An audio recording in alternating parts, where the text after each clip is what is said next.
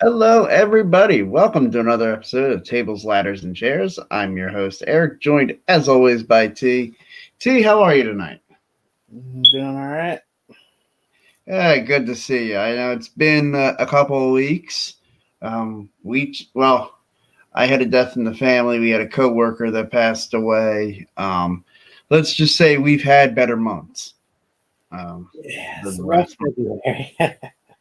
Yeah, see, this is what I was. February sucks. It's the worst month ever. Good thing it's the shortest. Yeah, right. Of course, if it weren't for the fact that my birthday's in August, I think I'd feel the same way about August. It's like the opposite end of February. It's the summer month. Like there are absolutely no holidays in the month of August. I think it's the only month without a holiday, without even a Hallmark holiday. Yeah. So yeah, August sucks. February sucks, but we're through that. We're in March. March Madness. We are in WrestleMania season. It is full board, full gear ahead. Undertaker announces the very first person being inducted in the Hall of Fame. Haven't heard anybody else announce. I don't know. Like, I saw something where somebody suggested that the Undertaker go in by himself and have nobody else. But to me, that sounds like a giant waste. What are we going to do with the Hall of Fame show? Is it just going to be like 2 hours of going over Undertaker matches or Undertaker career highlights? I'm okay with it. Like I think you could fill a show with it, but I mean, yeah, man definitely deserves that, but I if mean, anybody does, it would be the Undertaker. but I don't know. I mean, hey, if they do that, then he does deserve it. Sure. Now, just thinking off the top of your head, I know I didn't even ask you about this when we were off air discussing, but would you have anybody else that immediately comes to mind as far as like who else you would want to put in this year? Well, definitely by herself, China. Yes, agreed. Uh, I don't think Macho Man's. Well, yes, he is. Yeah, Yeah, yes, yeah. yeah. There was someone who wasn't that should be. I feel Uh, like there's a few. Yeah. uh Owen Hart, although that's probably not gonna happen. The Hart fam, his wife Diana is never gonna let that happen. Or not Diana. Diana's his sister. That would be weird for Canada. Um, I forget his wife's name now. It's blanking on me now. I'll probably remember like 3 in the morning or something. Um, and I'll have to text you. So sorry. Uh, but yeah, I would have to imagine that. Yeah, I mean, Owen is the most glaring omission right now in the Hall of Fame, and I wish somehow they could make some kind of arrangement where it's like, look, can't we like give a big donation to the Owen Hart Foundation? Like, just do something to honor what the man meant for professional wrestling. Now, AEW is actually doing an Owen Hart Memorial Tournament in May, and like I think it's cool. Like I don't know how they got that or how they got the family on board with that. Maybe it's just because it's not WWE and they hate Vince McMahon and blame him for putting. Well, he did, I guess, put together the stunt that led to Owens' death. The whole thing, and I don't want to go down the Owen Hart rabbit hole, but because I think we could spend an entire segment just talking about the Owen Hart tragedy. But yeah, like I feel like there has to be something that could be done because Owen Hart deserves to have his place in the Hall of Fame. Yeah, we talk about all the time that like we've talked about it a few times at least that like Nancy Benoit deserves to have a spot in the Hall of Fame, but how do you put her in without inevitably discussing the Chris Benoit tragedy? Uh, but I feel like she deserves her spot in the Hall of Fame. She deserves to be recognized for the career that she had. And Other names that jump off the page at me, like I think Demolition should be put in the Hall of Fame, and it kind of surprises me that they're not. One of the most dominant tag teams. I know they were originally created as like a parody of the Legion of Doom,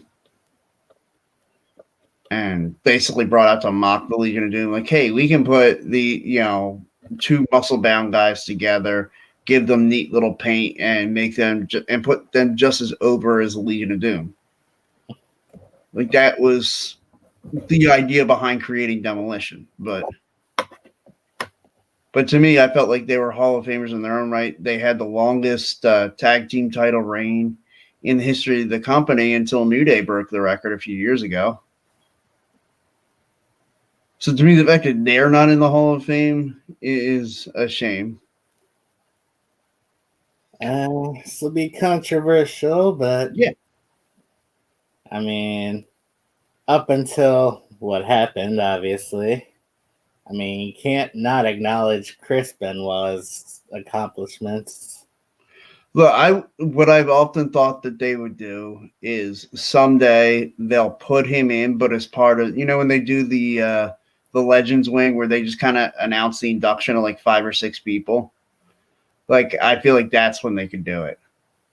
Like a few years ago when they started doing that and they had like Luthez, Jushin Thunder Liger, a couple other people, and I was just like, oh, this makes perfect sense. This would be a perfect way to induct Chris Benoit in the Hall of Fame. It could be like, I don't know, the Great Muta, insert some of the Blackjacks, although I think they're already in the Hall of Fame. But you know what I mean. You get the concept. And oh yeah, Chris Benoit. All right, move on. Because that way you're not publicizing it. You're not profiting off of the tragedy, and I think that's the main thing. I think WWE's concerned with now, anyway, as far as bringing that up. They don't want to be seen as profiting from what happened. And I get that. I wouldn't want to be seen in that way either if I were them. Yeah. So, okay, switching gears from Hall of Fame, let's talk about the road to WrestleMania.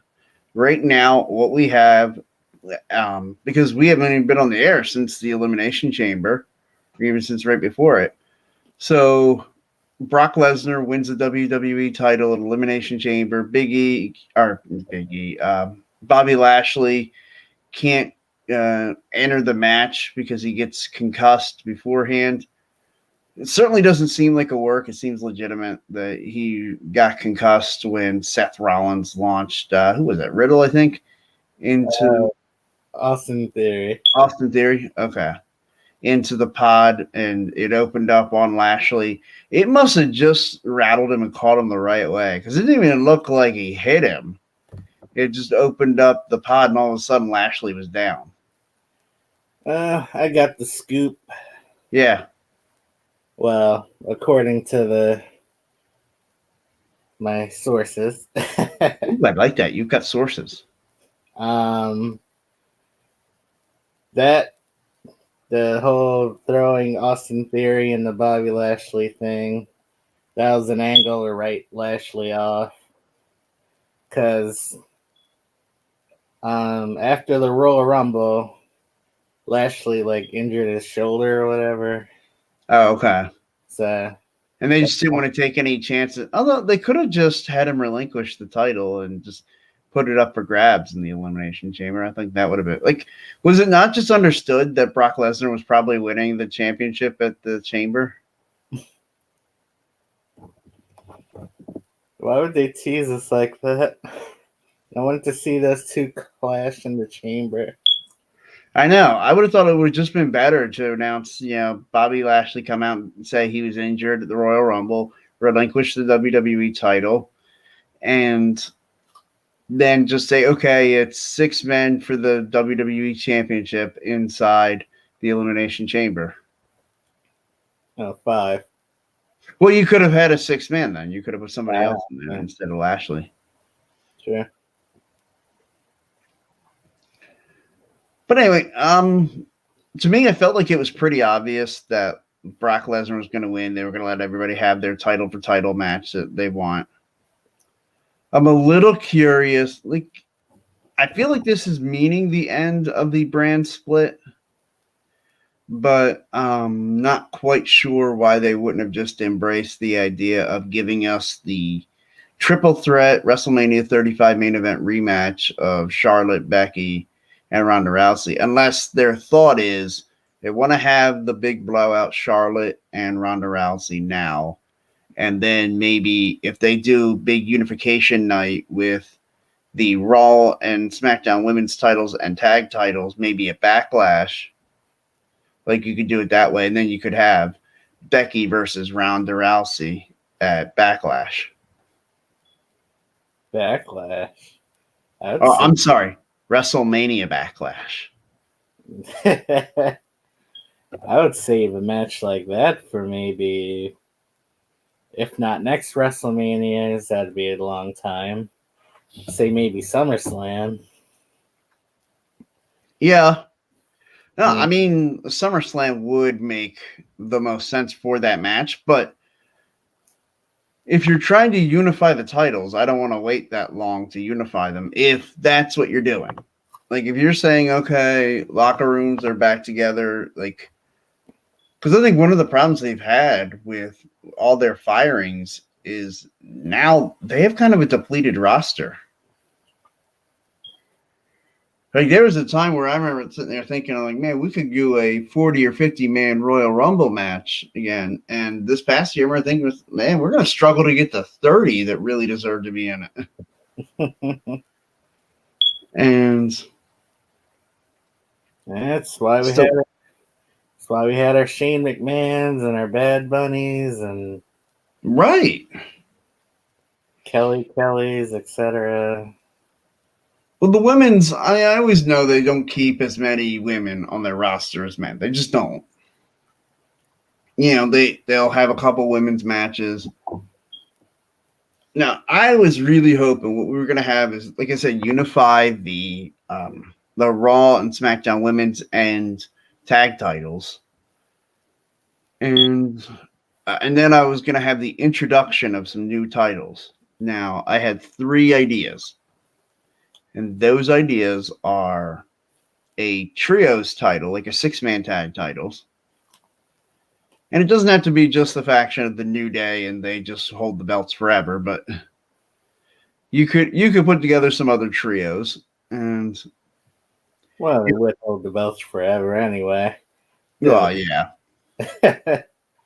No, well, I think it would be awesome to have, like, say, the New Day win the tournament, and as soon as they win the tournament, Legado del Fantasma shows up and issues a challenge for the trios titles. And so the other ideas I had were the women's European title. Like, I was bringing the European title back as a women's title. And the third idea was a mixed tag team tournament, mixed tag team titles. Yeah, we had the what are they called? The Mixed Match Challenge that they had a few years ago, won by R-Truth and Carmella. Yeah, I forgot that was a thing. That's right. Yeah, remember they got to go on a vacation anywhere they wanted, which was WWE headquarters, and they each got to be number 30 in their Royal Rumble match. Oh, man. The idea I thought was really good. Like, but I thought, man, you had R-Truth and Carmella win that tournament. Like, you know, what would be wrong with, like, say, Finn and Sasha Banks winning it, or AJ Styles and Charlotte Flair, or like. But I digress. You could have those, like, that's kind of my idea. For that way, you know, because I feel like some women would feel forgotten, women like a Liv Morgan, Rhea Ripley, because I feel like we always have the Charlotte, Ronda Rousey, Becky Lynch, Bianca Belair, the 4 of them all kind of in the championship equation. And so that would kind of leave Rhea Ripley or Liv Morgan or Doudrop. It would kind of leave them out of the equation. But if you have the European title and then you have the mixed tag titles, I think that kind of evens out the playing field there and gives them other things to do. Yeah. And plus, there's plenty of actual couples who could win that mixed tag title. Yeah, you could do Seth and Becky, competing for it. You could do, well, especially now with Corey Graves is officially cleared. You could have Corey Graves and Carmella. Miz and Maurice, Edge and Beth Phoenix. Yeah. Naomi and what was it, Jimmy. One of them. Yeah. I knew I was gonna get it wrong. And you could do like the family connection too. Jey Uso and Tamina. Or you could put Tozawa and Tamina now. Reggie and Dana Brooke, which am I the only one kind of over that whole thing? At least they have something to do. I mean, I like it. Although one of my favorite things that they've been doing on WWE programming the last few weeks has been the Tommaso Ciampa, Braun Breaker, and the Dirty Dogs thing. Like, I have enjoyed that rivalry. Of course, I've always been a big Tommaso Ciampa fan. I'm hoping what this means is now Ciampa's going to be on Monday Night Raw. Maybe. And maybe competing for championships. I think he would be a perfect candidate to be involved in, like, say, a U.S. title match or an Intercontinental title match with Sami Zayn. Like, tell me you wouldn't pay to see Sami Zayn versus Tommaso Ciampa. I would absolutely pay for that. All right. So right now, the card at WrestleMania, of course, the main event, it's going to be the Sunday show, is Brock Lesnar, Roman Reigns. Very excited. Champion versus champion, title for title. Yeah, I think it's going to be a great match. Of course, I know we've seen it before a couple times, but I really enjoy the Brock Lesnar, Roman Reigns matches. And it's been a couple of years, so it's not like we've been inundated with them and they've headlined like the last two WrestleManias. And plus, this is a new Brock Lesnar going up against a different Roman Reigns. Yeah, I think it's different enough that it works. Last time they really had like a match, it was Big Beef Brock versus the superhero Roman Reigns. Yeah. Yep, this is Lucky Chest Protector. Now he's in God mode, and I've been struggling to think of, has there been a better heel like in my lifetime than Roman Reigns? Like, who was the last heel that was that good? I'm sure there's an answer, but I can't really think of it right now. Like, I mean, CM Punk played a good heel, and I liked him in that role, and the 434-day WWE title run. I mean, that was great, but not all of it was as a heel. Like, he worked at least the first half of it. In fact, he only spent 5 months as a heel. The other, gosh, what was it, like 8 or 9 months? He was a babyface. Yeah, from November until August. Well, I guess until Raw 1000, CM Punk was the babyface, and then they turned him heel when feuding with John Cena. So, I mean, like, you can't even say that one. Like, Roman Reigns is probably the best heel. I mean, Yokozuna was a good heel, but I think that was just because of the anti-American thing. And I mean, maybe heel Hollywood Hulk Hogan. I want to say mid 2000s Triple H. Okay. But not Roman's doing better. Roman has been doing better, but I mean, I liked the Evolution versus the Bloodline. The Bloodline works so well because I think we always kind of hoped that one day they would do an Usos and Roman Reigns faction together, and now that they've done it, I think it's worked out even better than I thought it would. Yeah, And the Usos have gotten the rub. They've been tag team champions for a long time now. maybe they're gonna try and beat that New Day record, which beat Demolition. Maybe they will. Like I think I'm okay is with. Usos versus New Day, is that the greatest tag team rivalry of all time now? Pretty much. I mean, it has to be up there with the Freebirds and Von Erichs, right? I mean, I never got to go see those or anything. They were all in the 70s, I think. Maybe there were some in the 80s, but there were two. Like, at that point, I could only watch what was on my television. Like, I didn't get world class championship wrestling on my TV. So if like I never got a chance to see world class, I never got a chance to see the Von Erichs versus the Freebirds live. But I have watched every Usos New Day match, and they've never disappointed.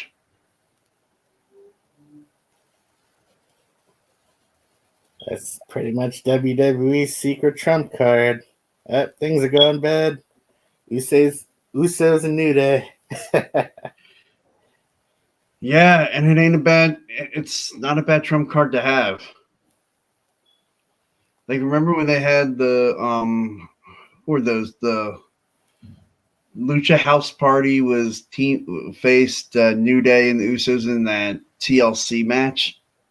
We got a Salida de Sol off Yeah. of the ladder. Yeah. And got a brief push off of that. yeah. Well, he won the U.S. title for a while, and before Rusev crushed him at Extreme Rules. I was actually at that Extreme Rules too. That was a pretty cool event.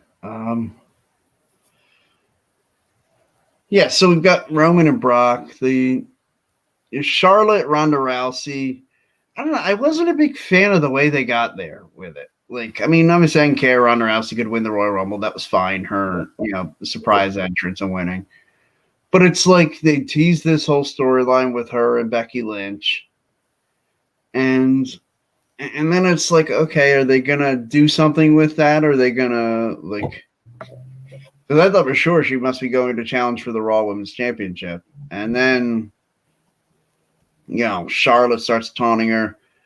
I expected her either to say, I'm challenging you both, or to then be that mystery person in the Elimination Chamber and go in and win that. And so she earns the right to challenge for both women's championships. And so then we get the triple threat. That's what I was expecting. And I still kind of think I prefer that. Like, a lot of times I'll expect something different than what WWE gives me. But then when I see what they give me, I'm like, oh, I think I kind of prefer that. But this is not one of those times. I see what they're trying to give me, and I'm like, yeah, I still prefer the idea I had. All they really did was move the whole Naomi feuding with Sonya and Charlotte Flair. They just pushed Naomi kind of out and replaced her with Ronda Rousey. Yeah, and I would love to see Naomi versus Sonya at WrestleMania. Although, truth be told, they don't deserve it. It's not that big a deal. Like if they put it on an Elimination Chamber, just let them face each other one on one. I'd have been fine with letting that be their big blowout of the feud.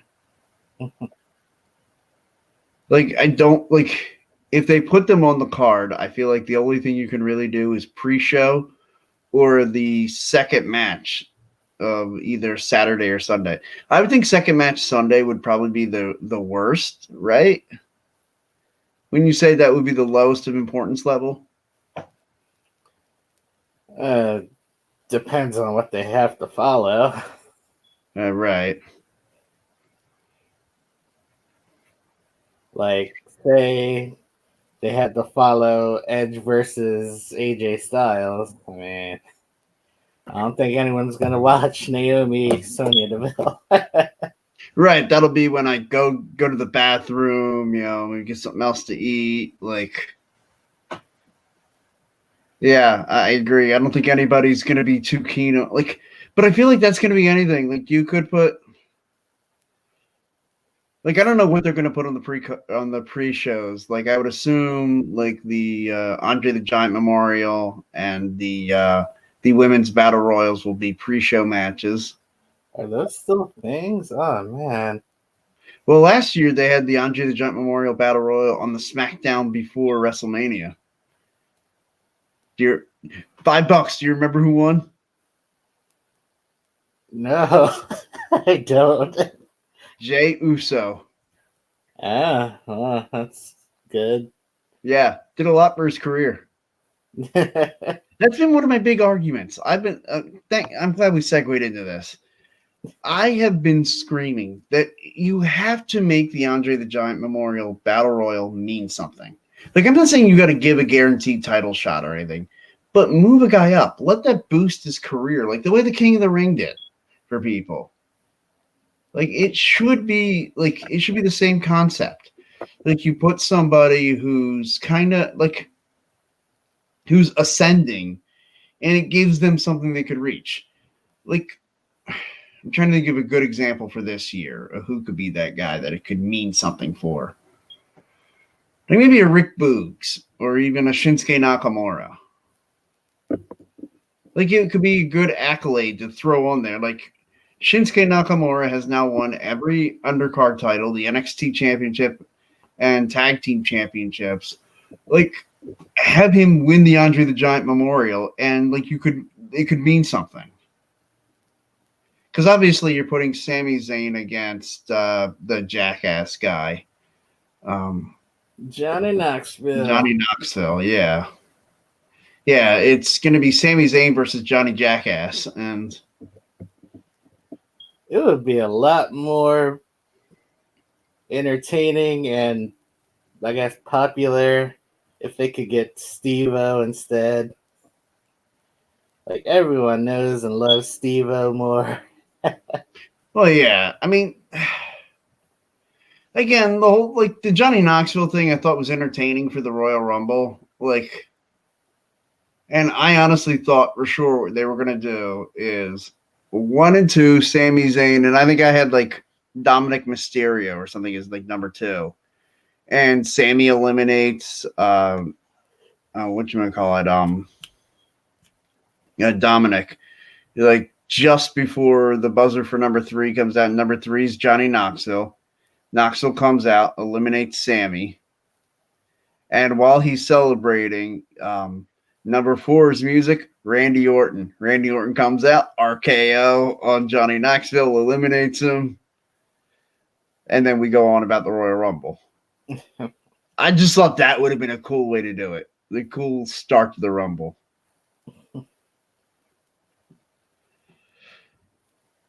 But yeah, I think it would have been better just to have that story kind of die there at the Rumble. Like we didn't need this now. So Johnny Knoxville wants to get revenge on Sami Zayn showing up at the Jackass premiere. And, so he gets involved in Sami Zayn's championship celebration. So I guess Sami's defending the Intercontinental title against Johnny Knoxville at WrestleMania. Since Knoxville doesn't work at WWE, Sami Zayn's going to retain. And then I don't know where they go from there. But Johnny Knoxville is going to get a one-on-one match at a WrestleMania before Dolph Ziggler. How about that? That sucks. Well, at this rate, Dolph will probably be at Stand and Deliver, or whatever the big show's called for NXT this year. Yeah. Which, when are they even doing that? I been hearing Saturday before Mania, which God, this is gonna be it's gonna be a busy weekend. yeah, because Like, that's gonna be an insane weekend. Think about all the wrestling we're gonna have to watch.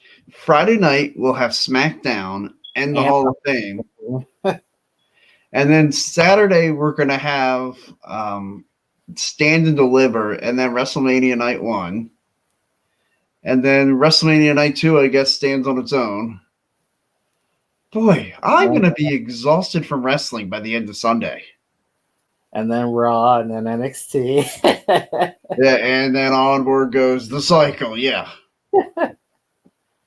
Because if you're like me, who then also watches AEW Dynamite on Wednesdays, Impact on Thursdays, and that takes us right to SmackDown on Friday. When I get to Saturday, what would that be? April 9th.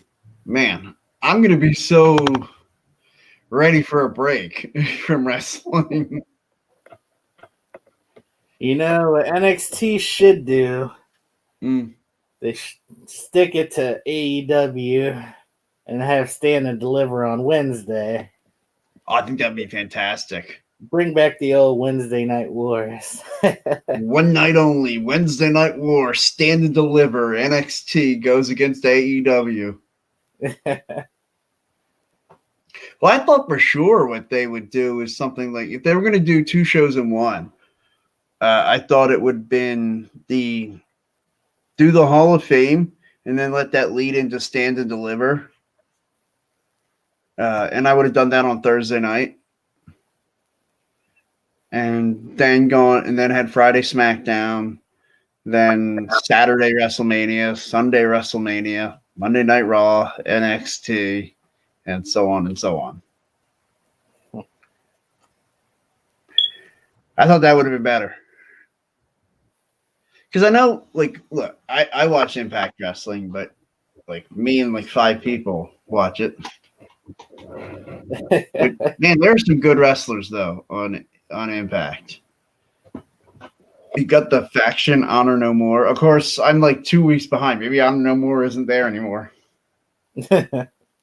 But you know, Matt Taven, Kenny King, Mike Bennett, PCO, I think is the guy's name.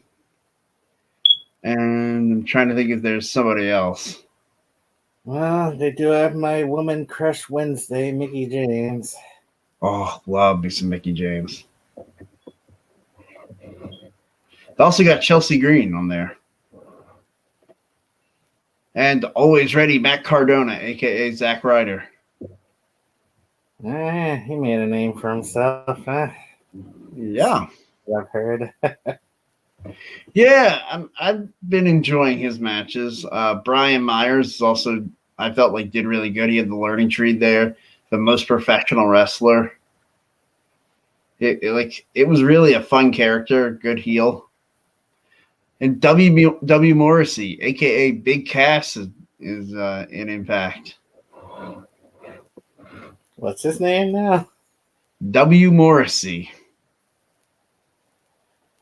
Okay, sure. Yeah. Yeah, what I don't know. He's not teaming with Enzo, and you can't teach that. What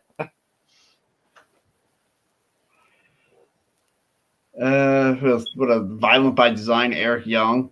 That Violent by Design is basically like what Sanity should have been. Like he is Design. Yeah. I like the sound of that. Right? Dude, it's pretty cool. Him and this guy, Cody Deaner, Joe Doring. I'm trying to think who else is in that group. Cody Deaner. I remember that name for some reason. Yeah, he was like this redneck guy on Impact. Didn't he win the Knockouts Championship or something? Or Knockouts Tag Championship? No, Cody Deaner, no. Eric Young did once with ODB. Must have got them mixed up. Yeah, Yeah. which I always thought that was funny.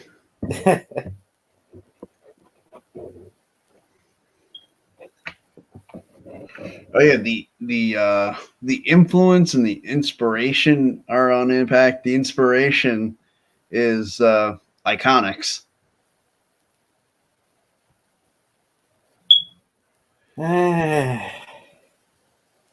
Wait, who's the other team? The influence, which is well, Tennille Dashwood, Emma, and what's the other chick's name? Madison Rain. And Ah, they've got this dweeb with them, Caleb with a K. Yes, they always have to specify Caleb with a K. just the beautiful people again, Essentially, yes. which isn't a bad thing. No. I mean, I like it. That team Now, was look, there's also some bad there. They've got Taurus, who's supposed to be like a half bull. He wears a bull head on him all the time.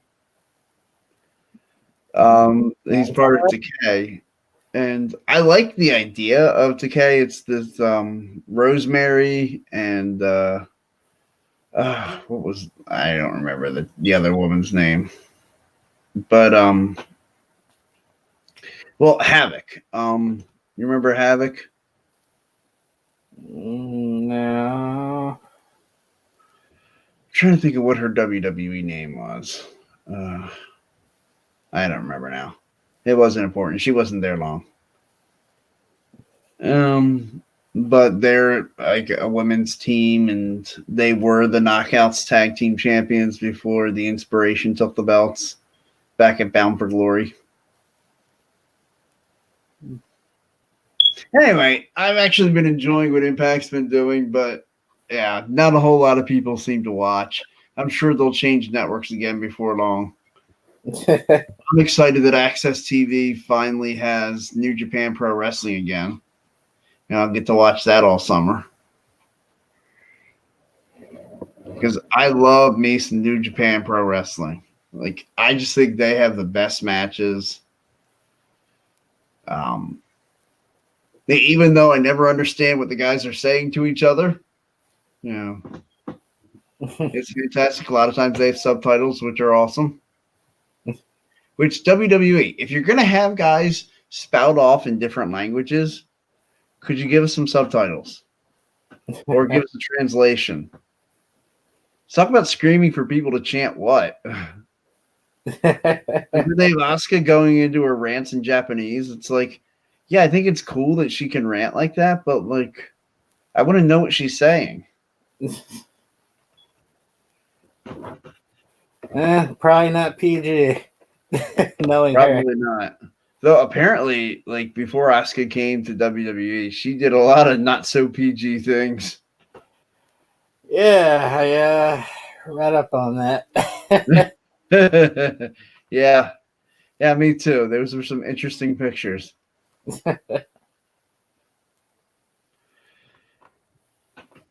Although she's not the only one. Some of the other women have done it. Mickey James has been involved in some things before. Yes, she has. Of course, also she was involved with John Cena for a while.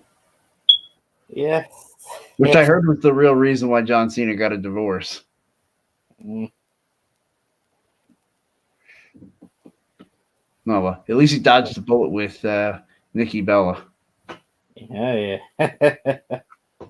I often wondered how if there was any of that relationship was a work. No, there were times in some of the ways things were handled that it made me think it was a work. Well, regardless, that WrestleMania, what was it, 34? 33, the mixed tag. Yeah. That whole moment was pointless. Yeah, they broke up. What was it like the next year? Yeah, that was hilarious. Like, I mean, I feel bad for John Cena. Like, that's gotta suck being dumped. Like, here's a guy who said he was never gonna get married again, never wanted to have kids, and then My she gets him to finally break down and propose, and then and he was even willing to do a kid, and then he still kicks him to the curb. I stopped watching Total Divas before it came out, like her actually breaking off the wedding. So I don't know what actually happened. So maybe she was completely justified in what she did, but I always thought Cena did the breakup. I do know it was her that broke off the engagement. Ah, I thought Cena had come to his senses. Like, wait a minute, I don't want kids. Wait, why would I get married? I'm John Cena. I can freaking bang any chick. Not to imply that marriage is a bad thing. Marriage is awesome. Um, yeah, it's when you find the right person. Yeah, marriage is great. Yeah. He kicked out at 2, which was the proposal.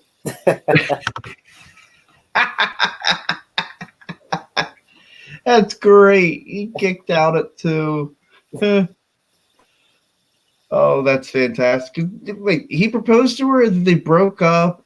Um, did they just call off the wedding and then weren't they gonna try again or something? And then that's when Man, I I don't know. don't I get confused by this stuff.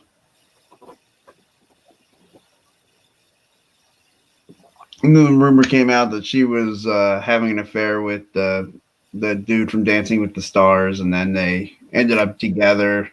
They have a kid together now. know. But Yeah, how did this digress into the, total this diva. is the kind of rabbit holes we can go down. All right, let's get back to WrestleMania. Yeah, Okay. this was supposed to be Undertaker night. Yeah, seriously, we start talking about John Cena's relationship and well, just to come full circle, let's let that relationship rest in peace.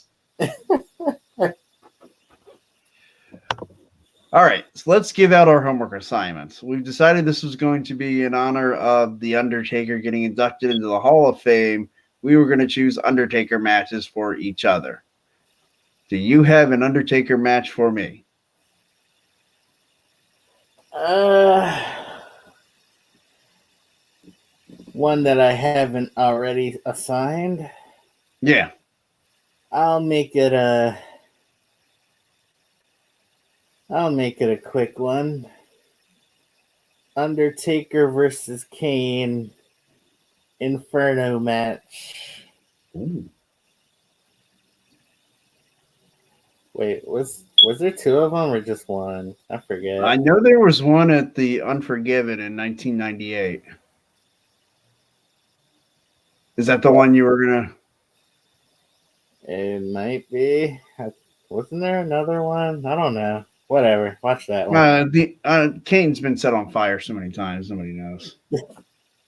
Well, if there's 2, watch them both. They're not long If I anyway. can find, yeah, if I can find the other one. I mean, I know the ones at Unforgiven '98.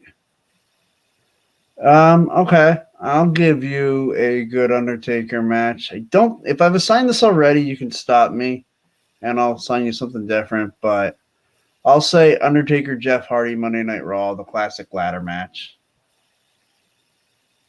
I will watch that. There we go. That'll be enjoyable. I'll probably go back and watch that as well. Is it on Peacock? It should be. Should be on one of the old episodes of Raw. If not, message me and I will come up with something else. Or I could just watch it in bits and pieces on YouTube in low quality. The image will be flipped and everything. And the screen will be all small. Well, then you've got to watch it on your phone long ways. So, it's just, you get the little box. Good old YouTube days. Watching wrestling matches. I've taken to sitting on my breaks at work to sitting there watching. Well, recently I've been watching NFL Combine stuff, but I've been enjoying watching wrestling during the day at work. Well, on my breaks, only on my breaks, not at the register. Not do that.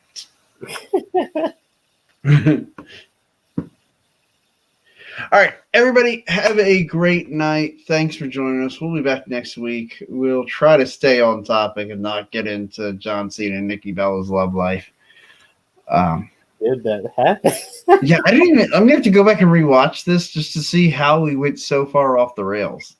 Because all of a sudden, like I was catching myself talking to this, I'm like, wait, what are we doing here? Like, this isn't what we're supposed to be talking about. But anyway, join us again next week. If you watched this absolute train wreck of an episode, we're sorry. We'll do better next time, guys. Been 3 weeks. We got ring rust. Come on. Yeah, that's what it was. It was the ring rust. Oh yeah, we started talking about Impact Wrestling because it's funny. They had. We're gonna go down the rabbit hole again, talking about Impact Wrestling. But they had the Wrestle House, which I think I'm the only person in the world that loved Wrestle House. You should go back and watch it. Go on YouTube, find Wrestle House. But the one of the guys that's in Wrestle House, he has this cologne that would make him all of a sudden become this love guru, and the cologne was called Ring Rust. All right. On that note, everybody, before we get sidetracked again, have a great night. Join us again next week as we get further down the road to WrestleMania. And happy wrestling, everybody. Yeah.